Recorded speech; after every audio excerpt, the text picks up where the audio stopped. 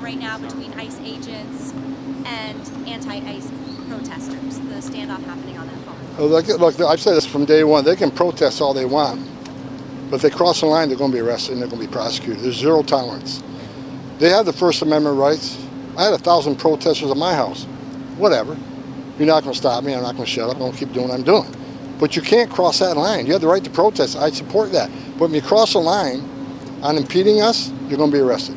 If you cross the line and putting hands on an ICE officer, zero tolerance, you're going to be arrested. So yell and scream all you want. You're not going to stop ICE from doing our job. Mr. Homan, on the birthright citizenship ruling, does the White House plan to file a special application to basically challenge the birthright citizenship ruling and ask the Supreme Court to put it on its shadow docket, perhaps, so we can get to it quickly? I don't have specifics on that, so I don't want to answer because I may be wrong. Sir, thank you for all you're doing. Will you do the same thing that you're doing in Los Angeles and Springfield, Ohio? We're going to do it all across the country. The big, beautiful bill is going to give us 10,000 more officers. What people need to understand, we only have 5,000 deportation officers. We got over 20 million illegal aliens in this country. So this bill is going to put more boots on the ground, put more teams on the street to look for the criminals and the public safety threats. It's going to allow us to do more worksite investigations. It's going to hire more judges to hear these cases quicker. It's going to give us more beds and more transportation to deport people quicker and more efficient. You said 20 million or more illegal aliens. How many should we deport? Well, there's at least 20 million in this country. Yeah. Look, we've been talking about 12 million for the last 2 decades. We know 10.5 million came to the border just under Joe Biden. And for those that say 3,000 a day is ridiculous, do the math. We'd have to arrest 7,000 every single day of this administration to the end, just to remove those that Biden released in the country. Mr. Homan, is that in effect, what would you say to people who say that's in effect a national police force with the 10,000 new agents and the $75 billion? Folks, I just finished watching one of the most powerful, eye-opening interviews I've seen in a long, long time. It was with none other than Tom Homan, the former acting director of ICE under President Donald J. Trump. And let me tell you right now, this man is a true American patriot. This interview wasn't just another talking head regurgitating the news. This was raw. This was real. And it was a sobering reminder of how far we've fallen from the values that built this country. Tom Homan's story, his life's journey, should be required viewing for every American, especially those who've been brainwashed by the open border, globalist, woke elite who are actively destroying our nation. Do you consider it that? No, I said with over 20 million illegal aliens, we've got less than 5,000 deportation officers. We're enforcing the law. And ICE has always been underfunded. Look, I love the Border Patrol. I started as a Border Patrol agent. They've been increased their resources many times. ICE has never seen a resource like this. Let's remember, a lot of people, Border Patrol arrests come to ICE. They have to transport them, detain them, remove them. It's about time ICE got the numbers they need, especially now because we're cleaning up the mess of the last 4 years of an open border. So we need more enforcement resources to clean up the mess Joe Biden made, plus the ones that are here before them. And that's why, you know, if you look at the numbers, and the media is saying, oh, the majority of people ICE arrested aren't criminals. Well, they're not counting misdemeanors, they're not counting people who are pending charges. If we arrest an illegal alien in a county jail, I'm thinking he's not a choir boy. So, you know, they broke the law entering this country and they committed another crime. They're going to be a priority of this administration. Thank you. Got it. How would this administration actually implement birthright citizenship ban? How would that actually work? Talk about. So I don't want you to have a question on that. Talk about that later. Is there any chance that the administration could sue the judge who issued the class action injunction today, as you've seen? Look, it's another example of a radical judge not paying attention to the Supreme Court ruling. The Supreme Court already answered this question. Now he says he has a class. These radical judges aren't going to stop. They want to stop the Trump agenda. And what they need to understand, the American people voted for this agenda, right? So, you know, the men and women of ICE are arresting public safety threats and national security threats every day across this country. Every illegal alien public safety threat they arrest makes this country safer. That should be a nonpartisan issue. And we're going to keep doing it. Despite the hate, the rhetoric, the threats, we're not going anywhere. We're going to keep doing what we're doing. And with the new big, beautiful bill, we're going to do more.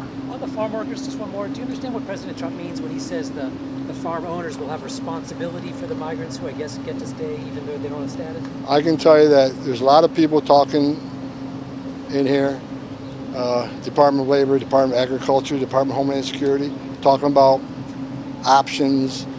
Nothing's been settled, and I'm not going to get ahead of the president. Whatever the president decides, it's his decision, but we're nowhere near that. I can tell you one thing, though, one thing I'm reading in the media that's not true, there will be no amnesty.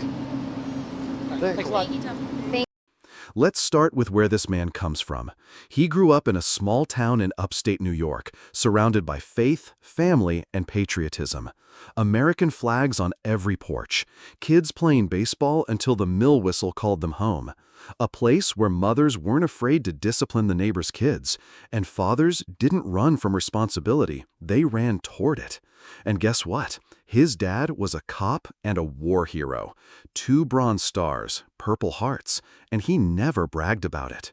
That's the kind of humility and quiet strength that built this nation. Meanwhile, today's generation thinks being brave is putting pronouns in your bio. Spare me. Now fast forward to 1984. Tom joins the U.S. Border Patrol, and what he witnesses down on that southern border is absolutely harrowing. He talks about seeing dead bodies, children left to die, and cartel monsters who use rape as a weapon. This isn't political spin. This is the front line of a war zone, and our government acts like it's a joke. And the Biden administration, let's call it what it is. They intentionally unsecured our border. They reversed nearly every effective Trump-era policy. Why? Votes, power, globalism. They don't care how many American citizens die from fentanyl. They don't care how many women and children are raped by coyotes and cartel thugs. Because in their mind, the pain of working-class Americans is a small price to pay for equity and inclusivity. Let me be perfectly clear. What Tom Homan describes in this interview isn't just heartbreaking, it's criminal. We handed Joe Biden and his globalist handlers the most secure border in modern history, and they blew it up. On purpose, and they should be held accountable. Under President Trump, we had the Remain in Mexico policy, we were building the border wall, and illegal crossings were plummeting. Now, it's wide open. And if you dare question it, you're called a racist, you're called xenophobic. But what about the American families who lost their children to cartel drugs?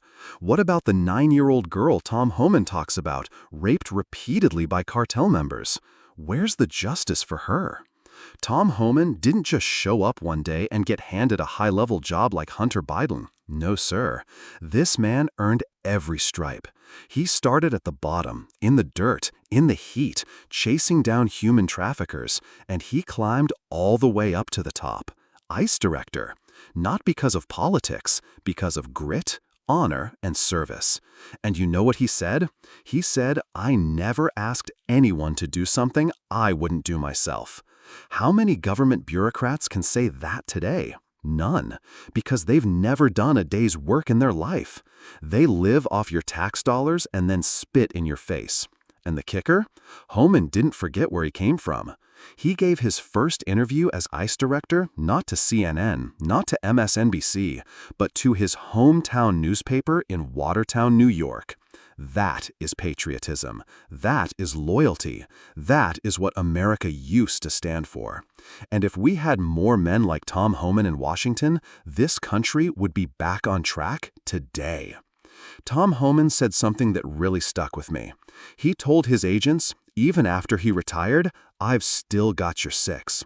Folks, that's the kind of leadership we need. Not diversity hires, not career politicians with zero experience in real life. We need men and women who remember why America matters, and who have the backbone to say no to the woke mob, the cartels, and the spineless politicians selling us out to the highest bidder. Tom Homan's story is inspiring, but it's also a warning that if we don't wake up, and I mean now, our nation will slip into lawlessness, chaos, and cultural decay. Actually, we're already halfway there. But it's not too late. We need to stand with leaders like Tom Homan. We need to vote for men and women who put America first. We need to protect our borders, defend our families, and return to the faith and values that made this country the greatest force for good in human history. If you believe in freedom, security, and American sovereignty, share this video. Hit that subscribe button. Drop a comment below. Let me know what you think about Tom Homan's story. Stay strong, stay loud, and always America first.